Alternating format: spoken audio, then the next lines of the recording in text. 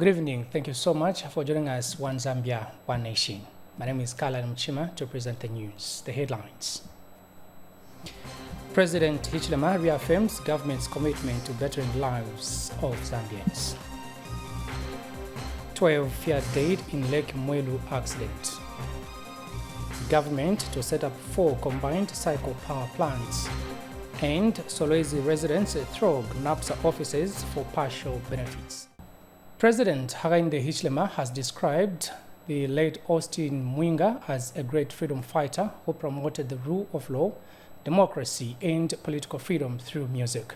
Speaking when he addressed thousands of mourners who turned up to pay their last respect to Nsabata at Ishiwe village in Mazabuka district, President Hichilema reaffirmed his administration's commitment to bettering the lives of people through economic freedom. President Hichilema says government recognizes the role artists play in sending out messages of development to the people. The late Austin Mwinga, also known as Nsabata, was a Southern Province-based musical artist who promoted cultural music as a tool for effective communication. He died on the 15th of April 2023 after an illness and is survived by 11 children and 2 wives. Nchimunya Nalumpa now reports. A sad yet joyous send-off. Music and dance performances mounted to depict the life of Austin Mwinga, a musical artist popularly known as Nsabata. President Hakainde Hichilema led thousands of mourners in paying their last respect to Nsabata in a ceremonious send-off. His contribution to the growth of UPND through music remains a valuable resource. The early days of this party, 1997, most of you are not aware, the genesis of this struggle, Nsabata was there.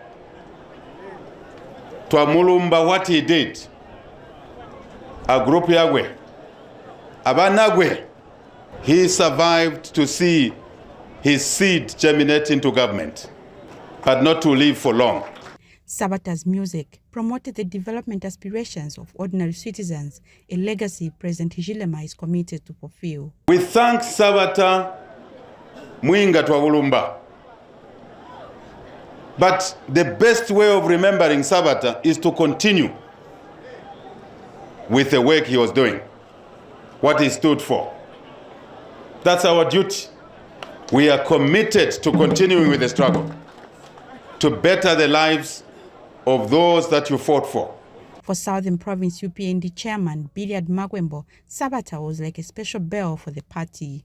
Ndalumba utwa nsembu muzulwa kambo tubatwa tuli banji gambo mwaga hela mwana wala wakatupe sana chindi ntwaga kujilya ntomu bamazoga paka bashaga inde babubweza kushiko basunu. Southern Province Minister Cornelius Mwetwa, Local Government Minister Galin Kombo, and his Commerce, Trade and Industry counterpart Chipoka Mlenga also attended the burial. I want to take this opportunity on the behalf of the province to thank you for taking opportunity to find time to come here, to come and pay your last respects to Nsabata. Bamami wa bulongo nomutulanga dalicheha dawa kumatende nyonse kuti iswe tibana mwana jingwala obunobuzuba imugesu Nsabata Mwinga Austin watwetera imuleli wajisi oguno dashoma chabusangu na buno butebe. I just thought I could also accompany His Excellency to come and send off our beloved one who has left us. For the Mwinga family, the support rendered during the funeral has lightened their burden. The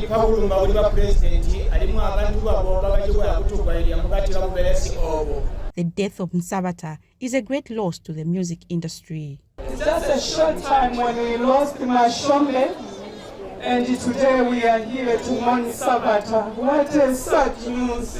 Today, Nsabata may be buried here at Nsewa village, but his legacy left through music lives on.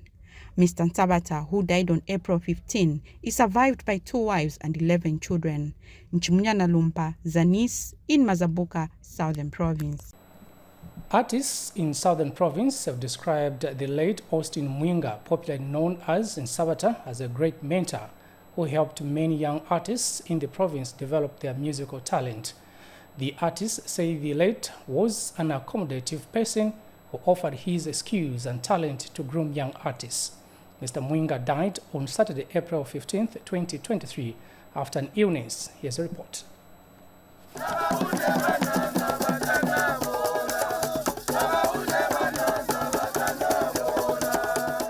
They put up performances, beat drums, sing and dance, celebrating the life of a great artist said to be a pillar and father of Tonga cultural music. The death of Austin Mwinga, popularly known as Nsabata, also leader and founder of the Gonde Cultural Group, has robbed the music industry of a great mentor. Ngoma nje ndume bansabata mbibagandi mululo bansabata ulindime wabagapu kambo kundali kulomba mano kulimbabo. Death has really robbed us of a great artist. He was our father in music, where music is concerned. Kuluswegerwa kupati maningi magana kuti bangama pillars ajondo abakuswegera maningi because bansabata bala mulimo mupati kumagana jundu na culture music. For the Gonde Cultural Group, a music group late Austin Mwinga founded, the death of its leader is unbearable. Kuba kuluza kutalikira kumugowa antu omwako group we kambo oli musankwa musongo otali kuyo wabuleya amana mutwaluza mbwa kuti tubayimugowa elidirwe eigabuta umbutunga tuisinka. But the group has pledged to maintain the legacy Nsabata stood for. Wakatuyiha twamana mugwiya twagahiba ali mwitulima simpe kwamba oti kaucha ilazumana nabwo yakumpera ikwenderanya aliyo ndo ajisikambo nyina munyono. Nsabata may be gone today, but his contribution to culture transmission and preservation through music shall never be forgotten. Nchimunyana Lumpa, ZANIS, in Mazabuka, Southern Province. Still on a sad note, Ministry of Information and Media Permanent Secretary Kenneth Kalunga says the late former ZNBC Director General and veteran journalist Juliana Mwila has left an admirable footprint of hard work, determination and focus. Mr. Kalunga said through her hard work, Mrs. Mwila rose through the ranks from a reporter at the then Zambia news agency ZANA to the position of Director General at the Zambia National Broadcasting Corporation, ZNBC. The Permanent Secretary said this when he delivered a speech during the church service for the late Mrs. Mwila, who has been put to rest today. Lakson Makosa was there and now brings us this report. Veteran journalist and media guru Juliana Mwila has been put to rest at Lusaka's Memorial Park. Mrs. Mwila will be remembered for her commitment, dedication, and contribution to the development of the media industry. Ministry of Information and Media Permanent Secretary Kenneth Kalunga has encouraged journalists to emulate the late Mrs. Mwila by remaining professional and adhering to media ethics. Ms. Mwila departed at a time when government has intensified the rollout of a key policy and legislative reforms that were close to her heart. Among them is access to information and media self-regulation. She is gone, but it is government desire and determination that her dream of free and professional media is kept aflame. And ZNBC Vice Board Chairperson Bernadette Piri says Mrs. Mwila was instrumental in championing mindset change and prudent utilization of resources during her tenure at ZNBC. The only female ZNBC Director General thus far, very professional, a disciplinarian, and fearless. In delivering tributes, friends to Mrs. Mwila described her as a loving and devoted Christian. It was heartbreaking to say farewell to my long-time friend and sister, Juliana. Julie, as she was commonly referred to by many, was a wonderful, God-fearing woman. She was not just a friend, but a sister, and a sister in the Lord who was committed to serve the Lord with all her heart. Through you, we have in the family today engineers, medical doctors, accountants, computer scientists, economists, bankers, nurses, and teachers, and many more. Meanwhile, a former workmate at Zambia news agency ZANA, Cecilia Banda, recalls that the late Mrs. Mwila was a strong believer of hard work. I joined ZANA, that was in 1992. Mrs. Mwila was one of our most senior editors, and through her I learned a lot. What I am today in terms of professional skills and all is partly due to what she imparted in me.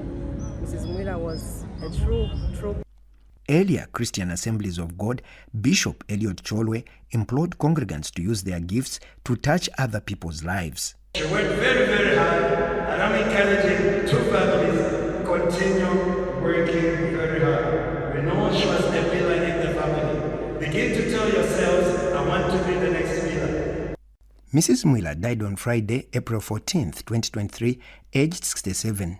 For ZANIS, I'm Lakson Makodza. In another sad development again, 12 people are feared dead on Lake Mwelu in Inchalenge district in Luapula province after their boat capsized due to strong winds. Acting Inchalenge district commissioner Arnold Muimui has confirmed the incident to ZANIS in Inchalenge today.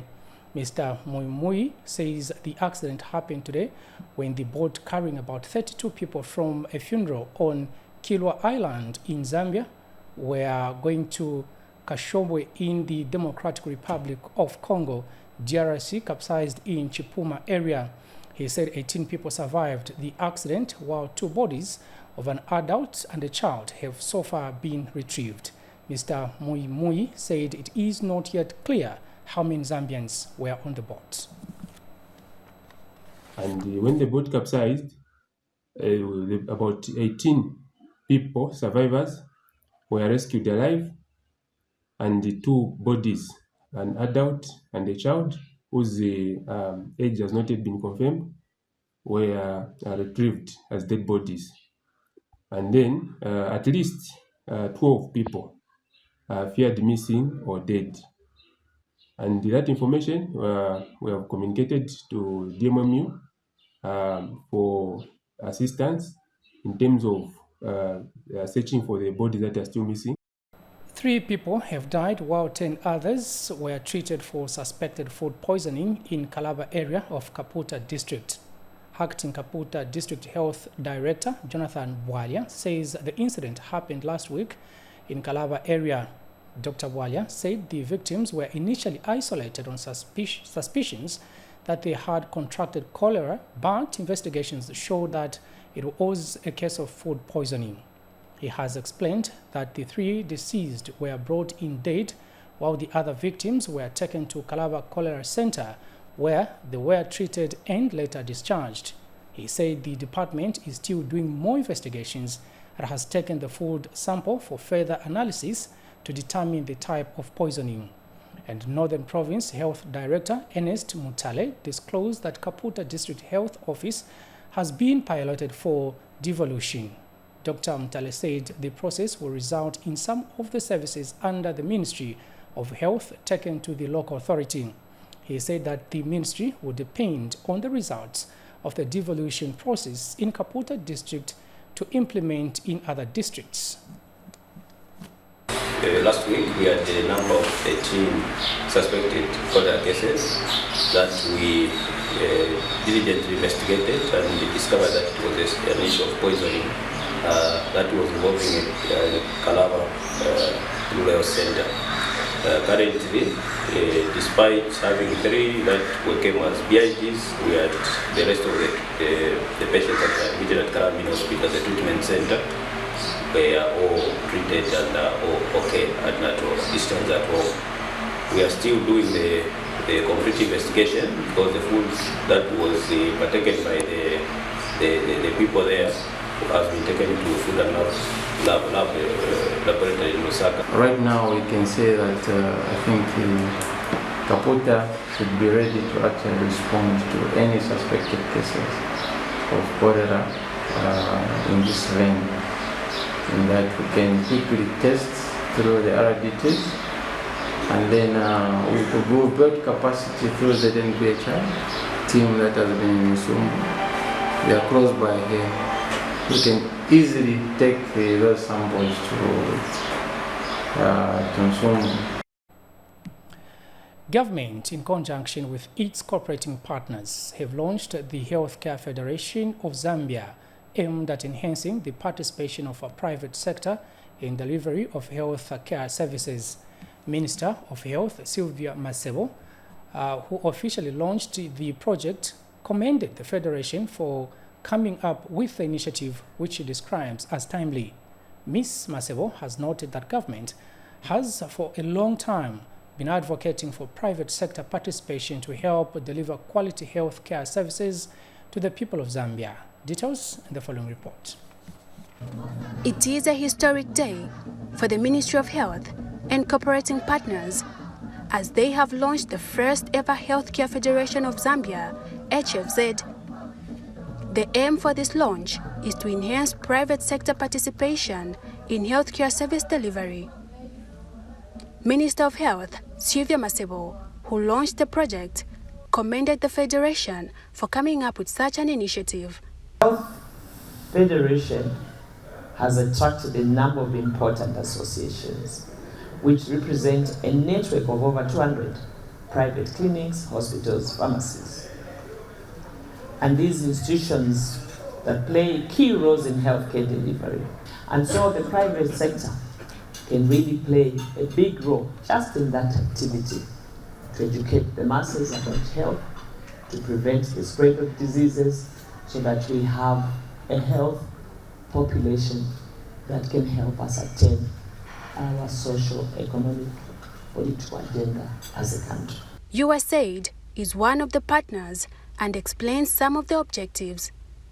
I think there's an opportunity here for healthcare service delivery to improve, for private sector companies to grow, and not just to grow, but to thrive, and also for the citizens of Zambia to benefit. And that can happen only if the government views the private sector as a partner, and if the private sector views the government likewise. Later, the reproductive, maternal, neonatal, child and adolescent health nutrition roadmap documents were also launched. Ministry of Health Permanent Secretary for Administration, Christopher Simonga, represented the minister at the launch. We are launching 4 policy documents in reproductive health, a costed implementation plan for family planning 2021 to 2026, the 2030 family planning commitments for Zambia, the RMNCAH, let me just say Ramkan Roadmap 2022 to 2026, and the investment case for Ramkan 2022-2024. These 4 documents are critical to the implementation of safe motherhood with a view to improve both maternal and newborn outcomes. USAID and UNFPA, who are the partners, were at hand to highlight the launch of the 4 documents. Investments in the reduction of unmet need for family planning is also essential to accelerating the achievement of other SDGs, including the reduction of preventable maternal deaths, increasing school completion rates for girls. Jane Simalumba ZANIS in Lusaka. We'll go for a break. Join me shortly for more news just after that. Life is a journey full of varied experiences. Can we reach our desired destiny? Can we achieve our desired goals? If yes, then how? Join Juliet Mutale on Thursday at 18:30 hours on How I Made It, a program that highlights various success stories from different personalities with different life experiences and backgrounds. Catch ZANIS TV on Channel 6 DTT and Channel 458 DTH. ZANIS TV, the People's Channel. Hello, it's time for you to know your rights. For ignorance of the law is no defense. People should report any case of gender-based violence to the police. They should not be tempted to compromise the cases. because compromising a case of gender-based violence is actually an offense. Zambia, like any other country, has got laws that govern the welfare of its citizens. We provide some check, some oversight on the police service. When an officer misconducts himself, he's alone. One person being beaten is enough for the commission to move. The Constitution tells us that the people of Zambia must enjoy their liberties. Every week on Thursday at 19:30 hours, the Zambia News and Information Services, ZANIS, brings to your screens a program dubbed Police and the Community. If we, the police, and you, member of the public, will work together, because the common enemy we have before us is the criminal. Catch ZANIS TV on Channel 6 DTT and Channel 458 DTH. ZANIS TV, the People's Channel.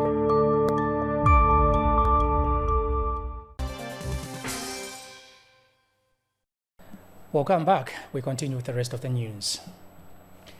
Stakeholders in the fight against HIV and AIDS have gathered in Kabwe to strategize on how they can enhance domestic financing in fighting the pandemic without depending much on foreign support.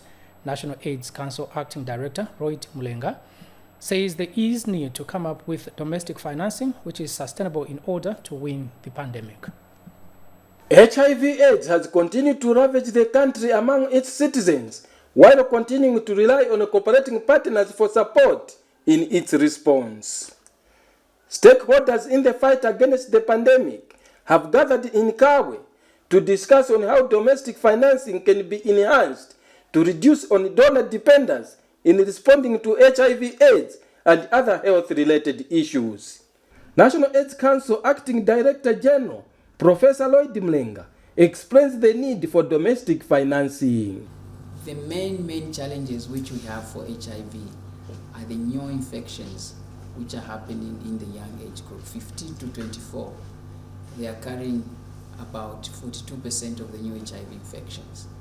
Those who are under 50, they are carrying about 50%. Under 30 years, they are carrying about 50% of new HIV infections.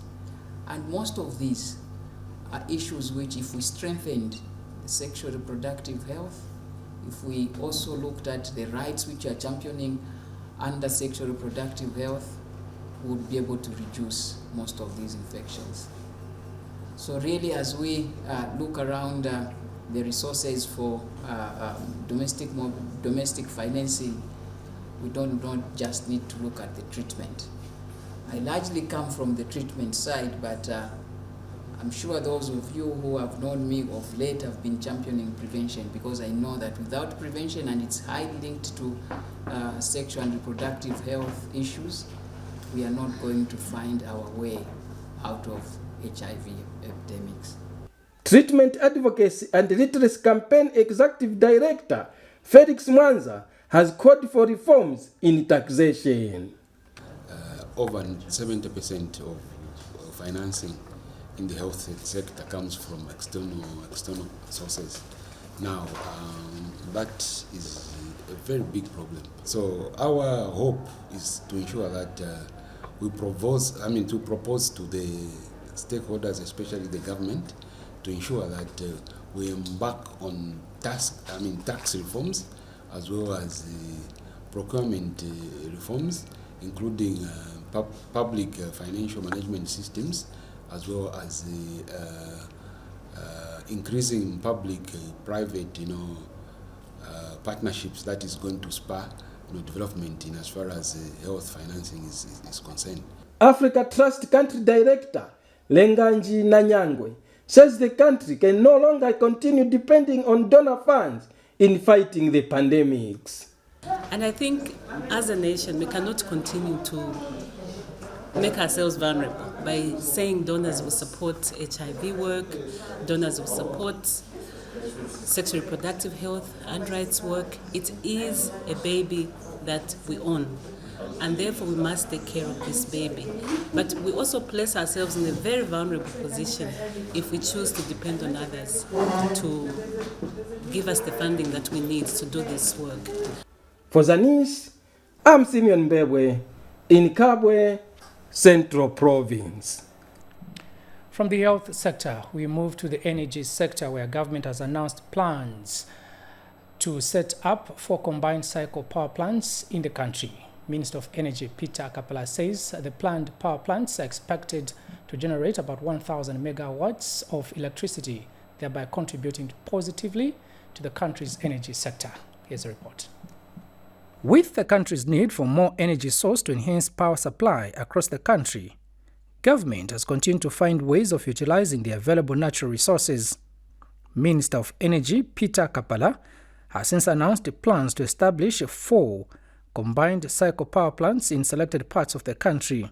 We are estimating another at least 4 thermal power plants, what they call combined cycle power plants. We anticipate for now that one will be stationed in Luangwa, where there is plenty of water there, and 1 or 2 more in Lusaka area. It could be Kafue because of the availability of water, and eventually a leg into Ndola. A combined cycle power plant is a power station that uses both gas and steam turbine to produce electricity.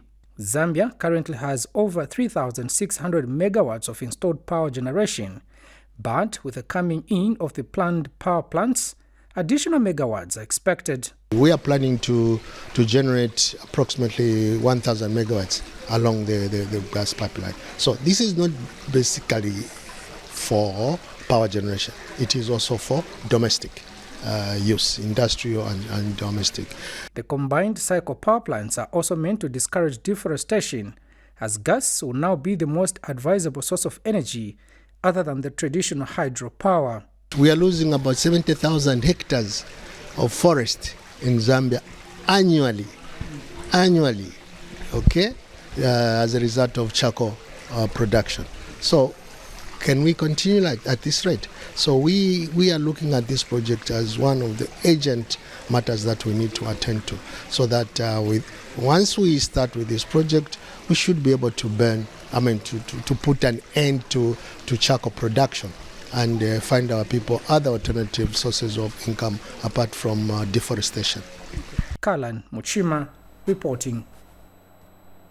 Further in the news, Kasamba District Commissioner Elizabeth Goma has issued a 1-week ultimatum to Purpose Enterprise Construction Company to finish works on a 1x3 classroom block whose roof was blown off by rains in 2022 at Mubanga Chipoya Secondary School in Kasama. The contractor, who was not on site at the time of the inspection, has however assured that works shall be completed as soon as possible. Here's a report. As schools draw near to open, some pupils at Mubanga Chipoya Secondary School are likely to be more than 80 in one class, as the 1x3 classroom block that was blown off by rains in 2022 is yet to be completed. This is despite engaging a contractor to work on the 1x3 classroom block. The Parents Teacher Association chairperson Lamek Silwamba has called on relevant authorities to ensure that works are completed before schools are open. Kwenye school ile fai kwa wafuilisho sana bantu ilindela ndana imwe jakutila abana pe class is almost 82 or 81 abana be school elo tu ama classes in school talila tilipone ni shwolede twaliba short of nama classes. And Kasama District Commissioner Elizabeth Goma, who inspected the school, has given the contractor 1-week ultimatum to finish the work. We are also just wondering why he has delayed to finish up this. This is just a simple roofing. Yeah. It's just roofing. Of course, he has put the spider trusses quite well, but we need him also to just finish the roofing. She has further called on local contractors to exhibit quality workmanship whenever they are offered contracts to undertake construction works. We want all the contractors, once we give you something to do, please scale up, or else you dent your reputation. Next time we cannot give such kind of a contract.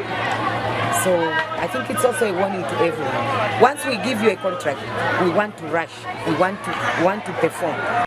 And in a telephone interview, the contractor Purpose Enterprise Construction Company has apologized for the delayed works and has since assured that works will be completed. Reporting for ZANIS, Sylvia Zulu in Kasama District.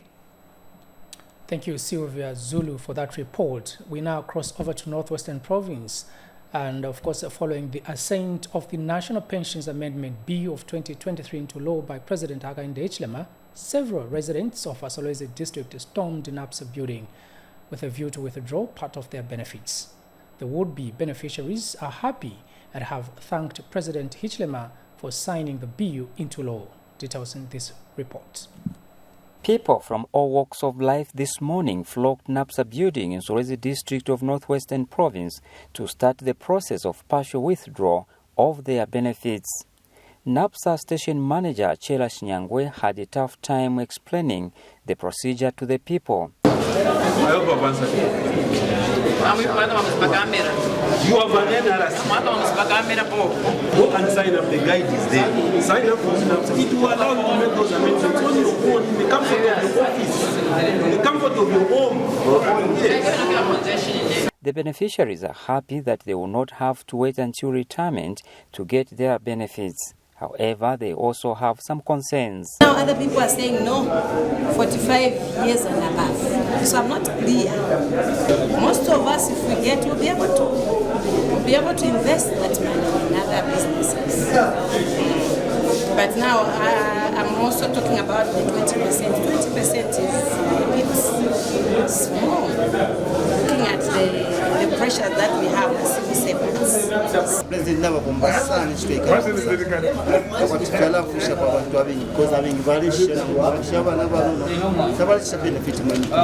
this time people benefit, so we thank for the President. As Northwestern Province, we are very, very excited that President Hakainde Hichilema has demonstrated true leadership to unlock the NAPSA bill.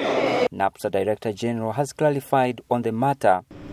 You just have to go through a small process to identify who you are through our NAPSA systems. All that will be online. You don't necessarily need to come to our office unless you face any challenges. For ZANIS News, I am Chebun Komen, Solwezi District, Northwestern Province. Government has reaffirmed the country's commitment towards strengthening its bilateral and multilateral cooperation with Zimbabwe for the mutual benefit of the two countries. Minister of Livestock and Fisheries Makozo Chikote says the strong bond of friendship between Zambia and Zimbabwe goes far beyond cooperation sectors such as mining, tourism and agriculture. The minister said this when he officiated at the 43rd Zimbabwe Independence Day celebrations in Lusaka today. Zimbabwe gained its independence on the 18th of April 1980. Here's a report.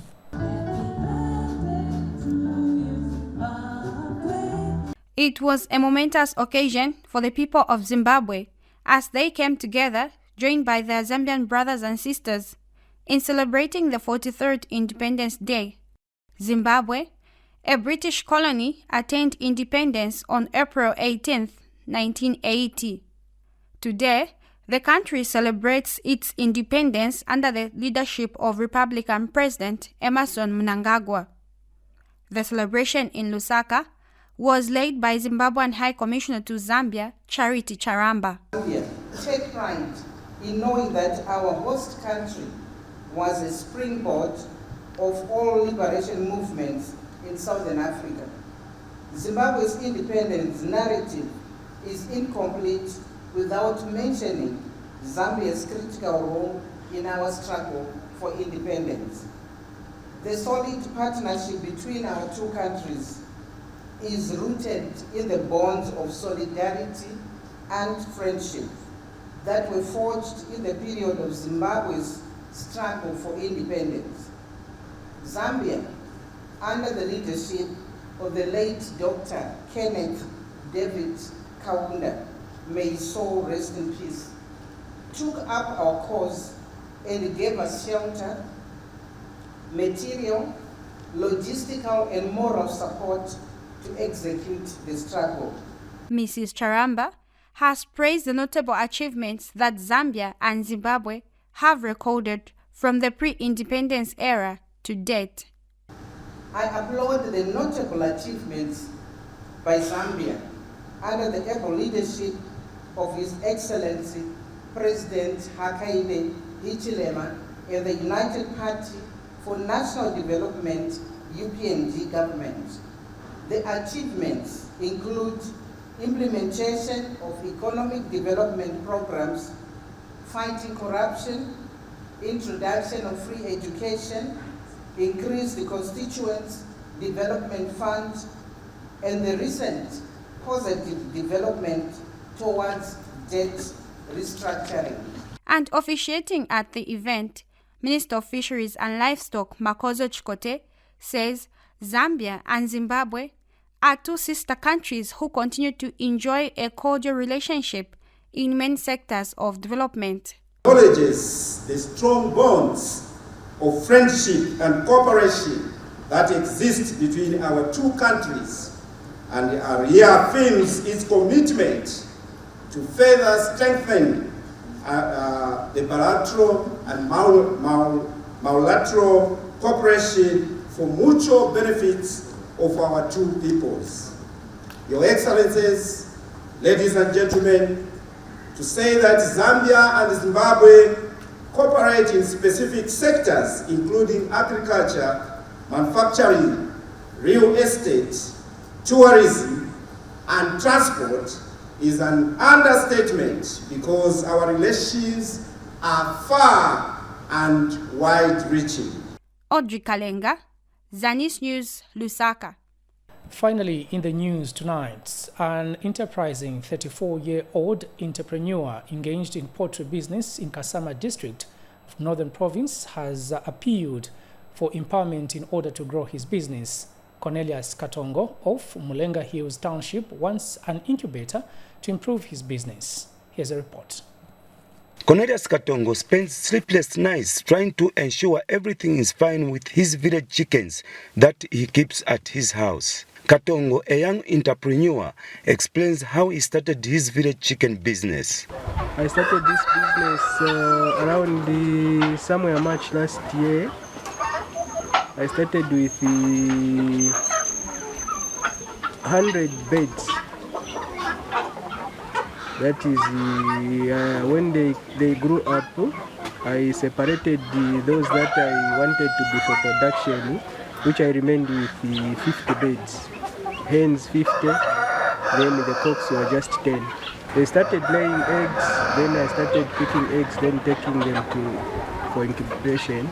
The entrepreneur, who has employed other people in the area, has an appeal to government. Just appealing for at least the government if they can help me to grow this business in such a way that I'll be able to supply the locals and the outside the district. Appealing if they can help me to at least to acquire the incubator. Meanwhile, Peter Chileshe has called for unity among poultry farmers in Kasama district. Mwebeka shibamu Kasama, hii production tufure tuyitungirishanya no kutwala echalo chesu pantanshi. Ngefyo ba president besu ba HH mwalishi bano kushibana ba economists. Ngefyo barefo echalo chesu chibe pantanshi. Na ifwe bene muli farming yankoko tufure tuyitungirishanya so that watwala echalo chesu pantanshi. Reporting from Kasama, I'm Nicholas Mtonga. We've come to the end of the ZANIS news. Thank you so much for joining us. But before we go, a look at the headlines once again. President Hichilema reaffirms government's commitment to bettering lives of Zambians. 12 feared dead in Lake Mwelu accident. Government to set up 4 combined cycle power plants. And Solwezi residents throg NAPSA offices for partial benefits. On behalf of the entire student technical crew, my name is Kala Mchima. Good night and God bless.